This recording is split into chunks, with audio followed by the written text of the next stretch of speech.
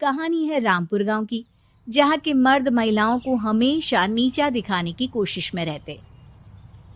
अरे अभी तक खाना नहीं आया, क्या मुझे एक और शादी करने की जरूरत है? नहीं जी नहीं, ऐसा मत करना, वरना मैं कहाँ जाऊंगी। खाना लेकर मैं अभी आई जी। गांव की पंचायत में भी फैसले हमेशा औरतों के खिलाफ ही रहते। मैं जो फैसला सुनाता हूँ वो भगवान की आज्ञा होती है। इस लड़के ने अपने मन से शादी करके अच्छा नहीं किया। लड़के को घर भेज दो और इसकी शादी इसकी जाति की किसी लड़के से करवा दो, लेकिन ये लड़की, इसे तो गांव के बाहर निकाल दो। नहीं नहीं जमींदार साहब, ये क्या बोल रहे हैं? ऐसा नहीं हो सकता। मेरी बेटी मासूम है, इसे अच्छे बुरे की समझ नहीं है। अरे कहाँ जाएगी ये बेचारी? कहाँ जाएगी? इतनी चिंता है तो पूरे परिवार का गांव निकाला कर देते हैं। बेचारे पूरे बसे बसाए परिवार को गांव छोड़ना पड़ता है। चाहे जो हो, अगर बेटियों को कंट्रोल नहीं कर सकते तो गांव में रहने का कोई मतलब नहीं है। यहाँ औरतों को दब कर रहना होगा। कोई भी अपने हिसाब से कुछ नहीं कर सकता, सब ईश्वर की मर्जी से ही होगा। तभी गांव का एक आदमी दौड़ा दौड़ा आता है। सरपंच साहब, जमींदार साहब, वो कालिया है ना, उसकी बेटी पढ़ने के लिए शहर जा रही है। अच्छा, ये कब हो गया? और कालिया की हिम्मत कैसे हो गई ऐसा करने की? लेकर आओ उसे और उसकी बेटी को। बस फिर क्या था, हाजिर हो जाते हैं कालिया और उसकी बेटी सरपंच के सामने। अरे कालिया, ये क्या सुनने में आ रहा है? बेटी को इंजीनियर बना रहा है तू? और ये बता, गांव में तो स्कूल नहीं है, फिर कहां से इतनी क्लास पास कर गई तेरी बेटी?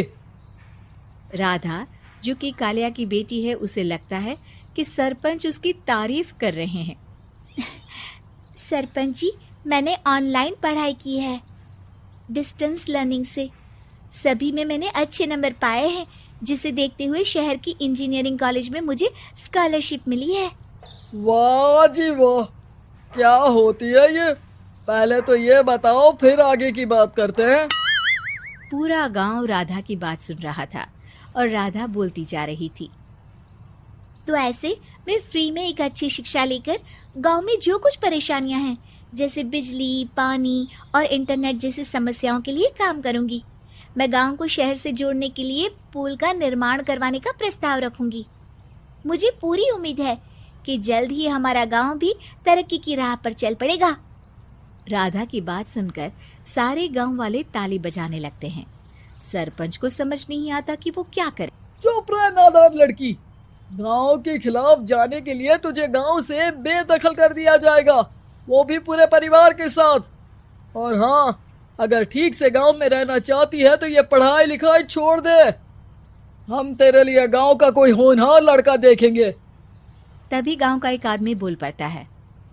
अरे नहीं नहीं सरपंच जी, राधा बिटिया जो बता रही है, अगर वैसा हो जाए तो हम लोगों को पैसा कमाने के लिए बाहर नहीं जाना पड़ेगा। हाँ जी, और ना ही कोसों दूर पानी के लिए भटकना पड़ेगा। हमारे बच्चे भी अच्छी पढ़ाई कर सकेंगे और आगे बढ़ेंगे, ना कि हमारी तरह खेती करते बैठेंगे। क्यों गांव वालों, राधा बिटिया का साथ देना चाहिए ना। सरपंच देखता है कि गांव राधा के साथ है तो वो चुप हो जाता है।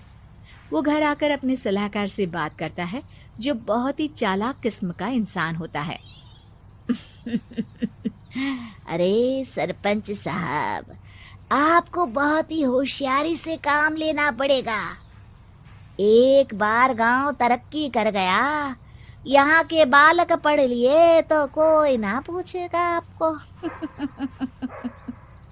और फिर ये जो बेटा और बेटी है ना आपके, इनको भी आम लोगों की तरह ही जीवन जीना होगा। हाँ, लेकिन करे तो क्या करे?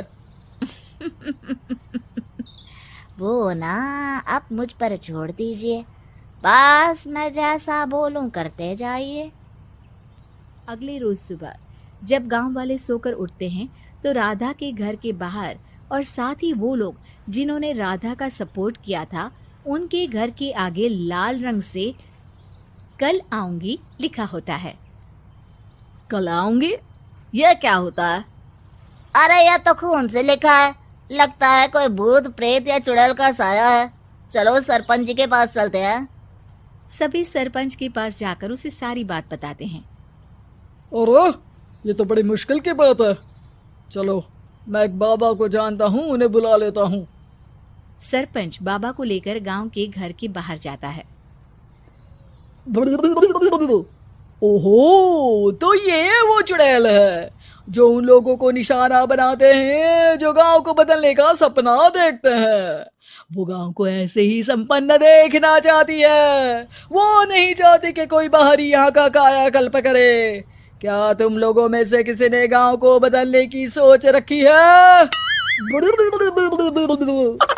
तभी राधा की माँ रोते रोते आती है। मेरी राधा घर से गायब हो गई है। अरे कोई तो बचाओ, मेरी बच्ची कहाँ गई?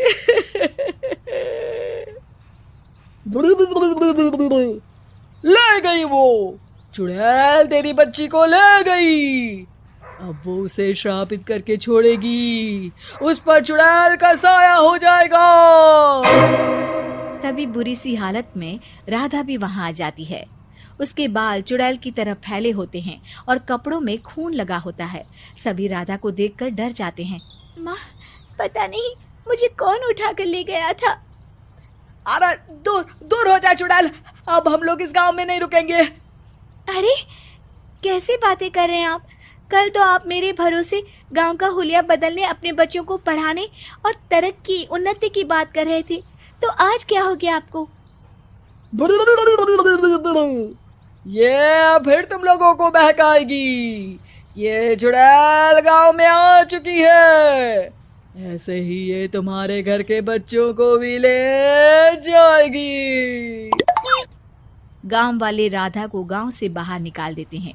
उसके माँ बाप रोते रहते हैं, लेकिन गांव वाले नहीं मानते। मैं भी अपनी बहन के साथ गांव के बाहर रहूंगा, लेकिन वो पढ़ाई नहीं छोड़ेगी। वहीं सरपंच के घर पर सलाहकार कहता है। देखा, सांप भी मर गया और लाठी भी नहीं टूटी।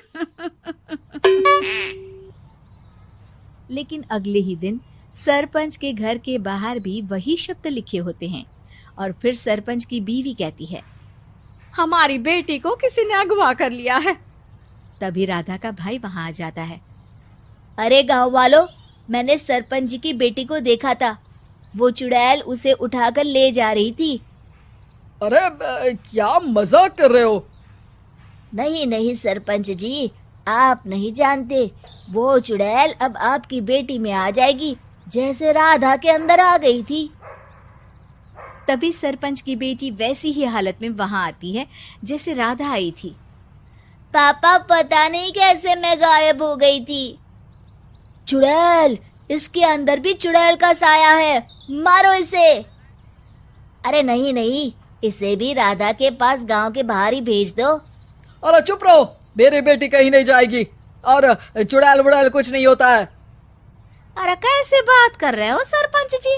आप तो बोल रहे थे कि आपका फैसला भगवान का ज्ञान होता है, तो अपने पर बात आई तो अब आप ऐसे बोल रहे हैं। अरे ना ना ना, आपको अपनी बेटी को त्यागना ही होगा। अरे बुलाओ बाबा को। राधा का भाई बाबा को ले आता है, जिसे अब गांव वालों के डर के कारण सच बोलना पड़ता है। मैं कोई बाबा नहीं हूँ, मैं तो मोची था। ये सलाहकार महोदय ने मुझे कहा था एक्टिंग करने को। अब वो मुझे पैसे देने वाले हैं। अब मुझे माफ कर दो। गलती हो गई, मुझे माफ कर दो। तभी वहां राधा आ जाती है। देखा सरपंच जी, जब गांव के बच्चे साक्षर होंगे तो आप जैसे लोगों की चालाकी नहीं चलेगी।